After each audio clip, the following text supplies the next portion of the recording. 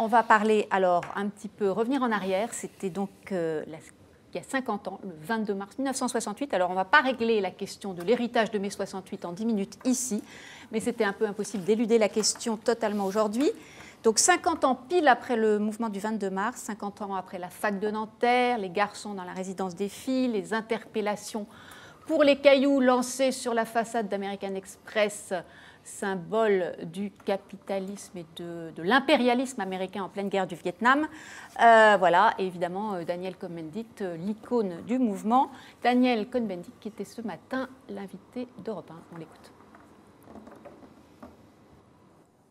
Je trouve ça extraordinaire que la droite, Valeurs Actuelles, ils font tout, Figaro Magazine, vraiment ça les prend encore à la gorge. Dès qu'ils entendent de 68, alors maintenant ils ont des nouveaux, il y a M. Zemmour, il y a M. Finkielkraut, il y a Natacha Polony. Encore un dossier dans Valeurs Actuelles cette semaine. Ouais. Ils n'arrêtent pas, c'est la fin du monde, 68. Alors, vous vous rendez compte de dire que c'est la fin du monde il y a 50 ans. Les pauvres, alors qu'est-ce qu'il a fait ce pauvre monde pendant 50 ans, hein? La famille a été détruite. Pauvres familles qui depuis 50 ans se sont reconstituées, se sont défaites, etc. À cause de 68, ils n'arrivaient pas à trouver la paix. Enfin, moi je trouve ça ridicule. Alexis, je ne peux que me tourner vers vous pour vous demander de répondre à Daniel Cohn-Bendit. Nous, on a publié hier ou avant-hier dans le Figaro un papier absolument, me semble-t-il, formidable d'Alexandre de Vecchio, qui est allé retrouver mai 68 à Caen, trois personnages absolument emblématiques que sont Marcel Gauchet, Jean-Pierre Le Goff et Paul Lyonnais. Bien choisi, bien choisi. Mais c'était le petit clan qui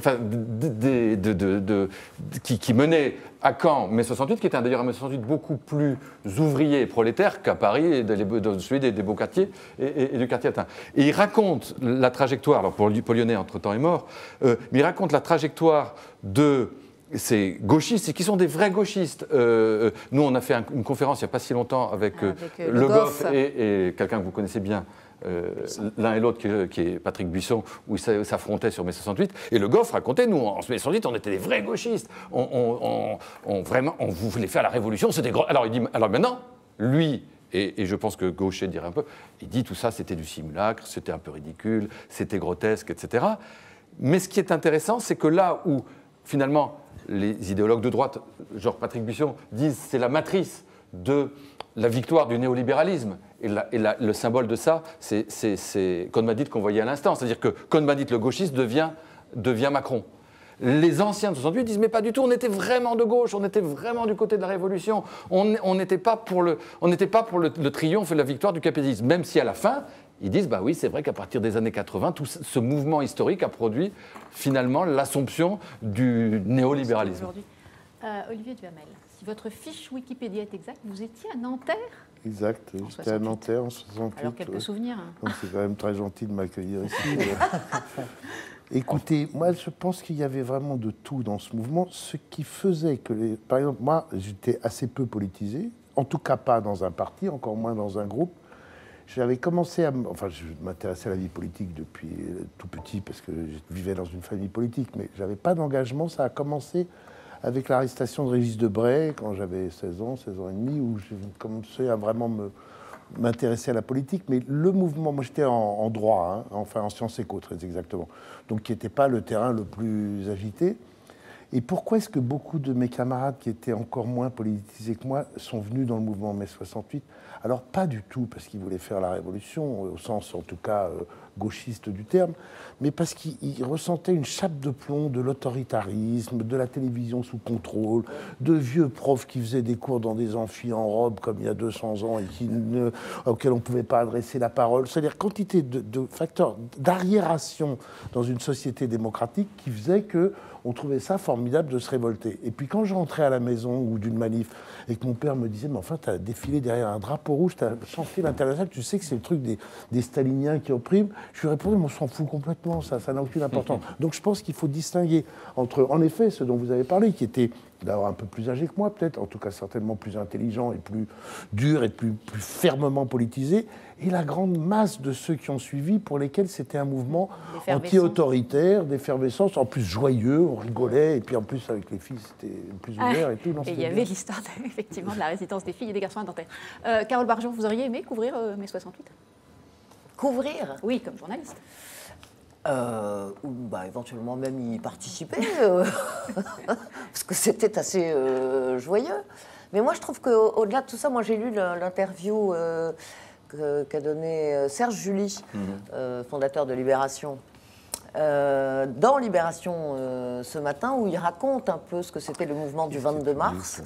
Et au fond, moi, ce que j'en retiens, au-delà du côté joyeux, au-delà de la libération de la parole, des radios, de la télévision, etc., c'est aussi la naissance de la CFDT quand même. Puisque c'est à ce moment-là que la CGT, enfin le Parti communiste en réalité, explose. Voilà. Et je pense que voilà, donc on a aujourd'hui une CFDT qui est issue au fond de mai 68. Le syndicalisme réformateur. Il faut le retrouver parce qu'il y a eu un sondage, mais je ne l'ai pas noté bêtement. Il y a eu un sondage fait récemment sur la perception de mai 68 aujourd'hui, qui est un des rares sondages qui m'a vraiment surpris. C'est celui du nouveau magazine littéraire ? Qui était assez largement positif. Oui, c'est celui-là. Hein, c'est celui-là. 79, parce que vous avez travaillé. Noté, Les Français sont 79% à défendre l'héritage de mai. Il faut dire que c'est un sondage Harris Interactive commandé par le nouveau magazine littéraire. Je précise juste. Non, mais on ne dit pas que quand le sondage est commandé par le Figaro, c'est normal. C'est un fait. Vous êtes gonflé. C'est surtout ça. Il ne faut pas exagérer quand même. C'est un fait. Non, mais il faut regarder la question. Que l'émetteur, la question posée, l'héritage en quoi ? Alors, l'héritage. Est-ce que les libertés acquises en mai 68 vous semblent positives ? Oui. Et nous avions, dans un sondage... Alors oui, j'ai été chercher aussi un sondage, c'était le Nouvel Obs à l'époque, en 2008, donc il y a 10 ans. 74% des sondés estimaient que la période de mai 68 a eu un impact positif sur la société. Ça vous inspire quoi, Gaël Sliman, Non, ça ne m'étonne pas spécialement parce qu'effectivement, dans les familles, c'est vécu comme finalement un élément fondateur. Si vous étiez contre, hostile, le temps passant, à l'exception de certaines catégories marquées plus à droite de la population, vous vous dites finalement ça devient du folklore. Et puis si vous étiez de gauche, un petit peu comme pour certains l'élection de François Mitterrand, même s'il y a eu des revirements, certains diront des trahisons, eh bien, vous vous rappeliez surtout que ça a été un moment où, pour la première fois, la gauche l'a emporté. Je voulais rebondir sur un autre aspect, puisque vous avez répondu, Olivier Duhamel a parlé de l'impact au niveau de la fac, des universités, mais au niveau économique et social, il y avait aussi quelque chose qu'on a retrouvé à plusieurs moments où, je rebondis sur la colère de Macron qui n'existerait pas dans l'opinion, vous êtes dans des périodes où les gens ont l'impression que la croissance est de retour, que les choses s'améliorent. Et moi, c'est ce qui m'inquiéterait si j'étais Emmanuel Macron, c'est de voir que dans nos enquêtes, de voir que j'avais pas fini la phrase, mais vous avez raison. Mais j'ai cru que vous aviez oublié de la finir. Vous avez raison de me le rappeler. En fait, quand on est dans des périodes où les gens ont le sentiment qu'effectivement les choses s'améliorent au niveau global, ce que nous disent les Français dans nos baromètres économiques, la croissance repart et ils en ont conscience. Ils sont d'autant plus impatients. Ils sont d'autant plus impatients et ils nous disent mais où en est mon pouvoir d'achat à moi ? Parce que si toutes ces réformes, entre guillemets, de président des riches aboutissent à ce que la croissance reparte et à ce que ni moi, ni ma femme, ni mes enfants n'en voyons les fruits, alors tout ça ne sert à rien. Absolument. Donc cet aspect, cette dimension colère sociale et économique, elle existait aussi en mai 68, elle existait aussi en 1995 sur un président Jacques Chirac élu pour résoudre la fracture sociale, et elle existe aujourd'hui indéniablement. Donc il y aurait lieu de se méfier de cette colère. Quelques réactions sur mai 68, vous imaginez qu'elles sont assez tranchées. La fin des autocrates, la manifestation... Ah non, pardon, ça c'est sur la manifestation. Les 68ards d'hier sont ceux qui ont vidé les caisses et laissé des milliards de dettes à la France. Ça, c'est pas absolument faux. Et 71% de nos internautes considèrent qu'il faut arrêter de célébrer ces événements de mai 68. C'est ce qu'on avait et on a posé comme question sur Twitter. C'est intéressant parce que c'est une vraie fracture entre la population française et vos internautes. Et les internautes, oui. Et Frédéric qui nous dit, les gens, les gens n'ont plus le courage de se battre et ont laissé les politiques décider à notre place. Serge sur Facebook, Olivier Duhamel vient de faire une excellente description de mai 68. Ça prouve, effectivement, vous avez raison, que nos internautes vraiment sont totalement coupés de la réalité. Mais je suis d'accord avec vous. Quelle peau de vache, ce Brésil.